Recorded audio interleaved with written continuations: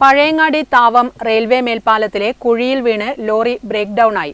കൊച്ചിയിൽ നിന്ന് മംഗലാപുരത്തേക്ക് കെമിക്കലുമായി പോകുന്ന ടാങ്കർ ലോറിയാണ് പാലത്തിൽ നിന്നത്. ഇത് ഏറെ ഗതാഗതക്കുരുക്കിന് ഇടയാക്കി.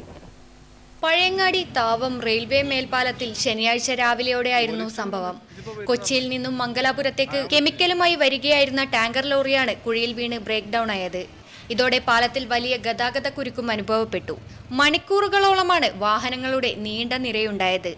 മേൽപ്പാലത്തിലെ കുഴിയിൽ വീണ വാഹനങ്ങൾ അപകടത്തിൽപ്പെടുന്നതും കേടുപാടുകൾ സംഭവിക്കുന്നതും പതിവ് കാഴ്ചയാണ്. പാലത്തിന്റെ ശോചനീയാവസ്ഥയ്ക്ക് പരിഹാരം കാണണമെന്ന ജനങ്ങളുടെ ആവശ്യം നടപ്പിലായിട്ടില്ല. അപകടങ്ങൾ തുടർക്കഥയായിട്ടും അധികൃതർ കണ്ണടക്കുകയാണെന്ന ആക്ഷേപമാണ് ഉയരുന്നത്. കഴിഞ്ഞ ദിവസം രാത്രിയിലും സമാനമായ രീതിയിൽ ഒരു ചരക്ക് ലോറി പാലത്തിൽ ബ്രേക്ക് ഡൌൺ ആയിരുന്നു. ലോറി അവിടെ പാലത്തിന്റെ മുകളിൽ ബ്രേക്ക് ഡൗൺ ആയിട്ട് കിടക്കുന്നുണ്ട്.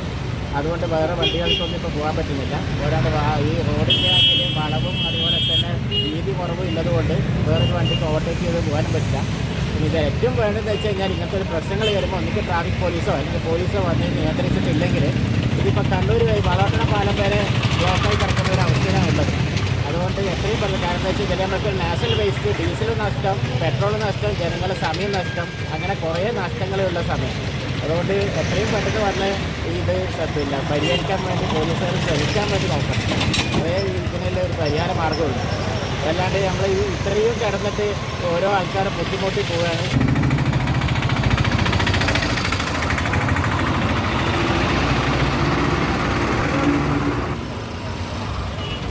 Network news, Pazhayangadi.